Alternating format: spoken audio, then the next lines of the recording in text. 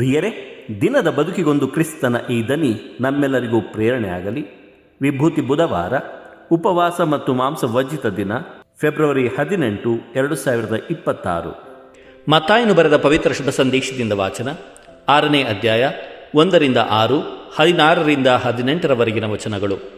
ಆ ಕಾಲದಲ್ಲಿ ಯೇಸು ತಮ್ಮ ಶಿಷ್ಯರಿಗೆ ಹೀಗೆಂದರು: ಜನರಿಗೆ ತೋರಿಸಿಕೊಳ್ಳುವುದಕ್ಕಾಗಿ ನಿಮ್ಮ ಧಾರ್ಮಿಕ ಕಾರ್ಯಗಳನ್ನು ಅವರ ಎದುರಿಗೆ ಪ್ರದರ್ಶಿಸದಂತೆ ಎಚ್ಚರಿಕೆಯಿಂದಿರಿ. ಹಾಗೆ ಮಾಡಿದರೆ ಸ್ವರ್ಗದಲ್ಲಿರುವ ನಿಮ್ಮ ತಂದೆಯಿಂದ ನಿಮಗೆ ಪ್ರತಿಫಲ ದೊರಕದು. ಅಂತೆಯೇ ನೀನು ದಾನಧರ್ಮ ಮಾಡುವಾಗ ತುತ್ತೂರಿಯನ್ನು ಊದಿಸಬೇಡ. ಜನರ ಹೊಗಳಿಕೆಗಾಗಿ ಕಪಟಿಗಳು ಪ್ರಾರ್ಥನಾ ಮಂದಿರಗಳಲ್ಲೂ ಹಾದಿ ಬೀದಿಗಳಲ್ಲೂ ಹೀಗೆ ಪ್ರದರ್ಶನ ಮಾಡುತ್ತಾರೆ.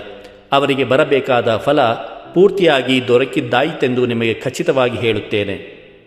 ಆದರೆ ನೀನು ದಾನಧರ್ಮ ಮಾಡುವಾಗ ನಿನ್ನ ಬಲಗೈ ಕೊಡುವುದು ನಿನ್ನ ಎಡಗೈಗೂ ತಿಳಿಯದ ಹಾಗೆ ಗೋಪ್ಯವಾಗಿರಲಿ. ಅಂತರಂಗದಲ್ಲಿ ನಡೆಯುವುದನ್ನು ನೋಡುವ ನಿನ್ನ ತಂದೆ ನಿನಗೆ ಪ್ರತಿಫಲವನ್ನು ಕೊಡುವರು. ಪ್ರಾರ್ಥನೆ ಮಾಡುವಾಗ ಕಪಟಿಗಳಂತೆ ಮಾಡಬೇಡಿ. ಜನರು ತಮ್ಮನ್ನು ನೋಡಲೆಂದು ಪ್ರಾರ್ಥನಾ ಮಂದಿರಗಳಲ್ಲೂ ಬೀದಿಯ ಚೌಕಗಳಲ್ಲೂ ನಿಂತು ಪ್ರಾರ್ಥನೆ ಮಾಡಲು ಇಚ್ಛಿಸುತ್ತಾರೆ. ಅವರಿಗೆ ಬರಬೇಕಾದ ಪೂರ್ತಿ ಫಲ ಆಗಲೇ ಬಂದಾಯಿತೆಂಬುದು ನಿಮಗೆ ಚೆನ್ನಾಗಿ ತಿಳಿದಿರಲಿ. ನೀನು ಪ್ರಾರ್ಥನೆ ಮಾಡುವಾಗ ನಿನ್ನ ಕೊಠಡಿಗೆ ಹೋಗು, ಬಾಗಿಲನ್ನು ಮುಚ್ಚು, ಅಂತರಂಗದಲ್ಲಿರುವ ನಿನ್ನ ತಂದೆಗೆ ಪ್ರಾರ್ಥನೆ ಮಾಡು.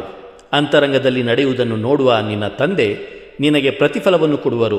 ಉಪವಾಸ ಮಾಡುವಾಗ ಕಪಟಿಗಳಂತೆ ಮುಖ ಸಪ್ಪೆ ಮಾಡಬೇಡಿ.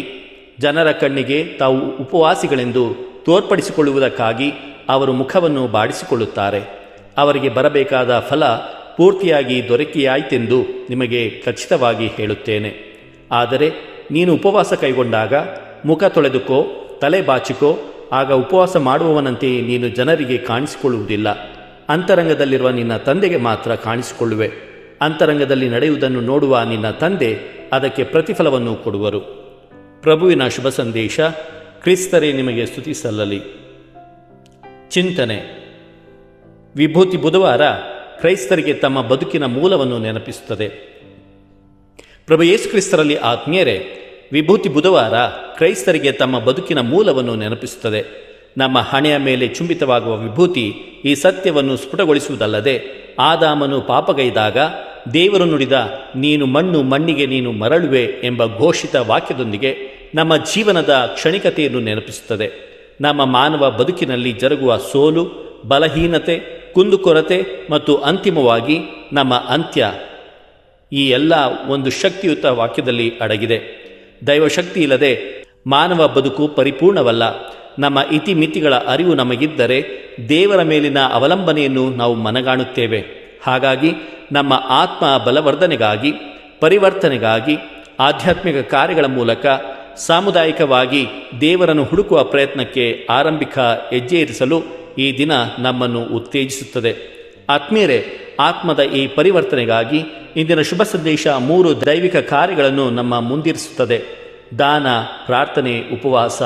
ಇವೆಲ್ಲವುಗಳ ಮೇಲಾಗಿ ನಮ್ಮ ಬದುಕಿನಲ್ಲಿ ನೈಜತೆಯನ್ನು ಹುಡುಕುವ ಮತ್ತು ಫಲಾಪೇಕ್ಷೆ ಇಲ್ಲದೆ ಒಳಿತನ್ನು ಮಾಡುವ ಹಂಬಲವನ್ನು ನವೀಕರಿಸುವ ಅವಕಾಶಕ್ಕೂ ಸಹ ಈ ದಿನ ನಮ್ಮನ್ನು ಆಹ್ವಾನಿಸುತ್ತದೆ.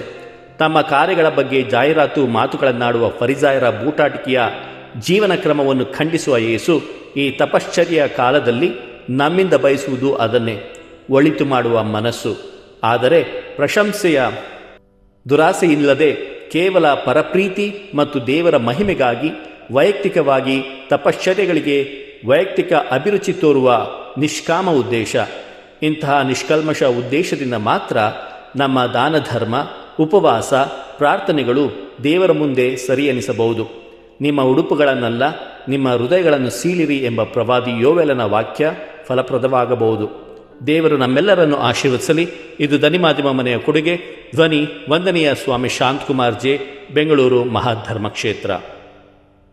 ಪ್ರಿಯರೇ, ಈ ಚಾನೆಲ್ ಅನ್ನು ಸಬ್ಸ್ಕ್ರೈಬ್ ಮಾಡಿ ಪ್ರತಿದಿನ ದೇವರ ವಾಕ್ಯವನ್ನು ಆಲಿಸುತ್ತಾ ಅದನ್ನು ಇತರರೊಂದಿಗೆ ಹಂಚಿಕೊಳ್ಳಲು ನಮಗೆ ನೆರವಾಗಿರಿ. ಧನ್ಯವಾದಗಳು.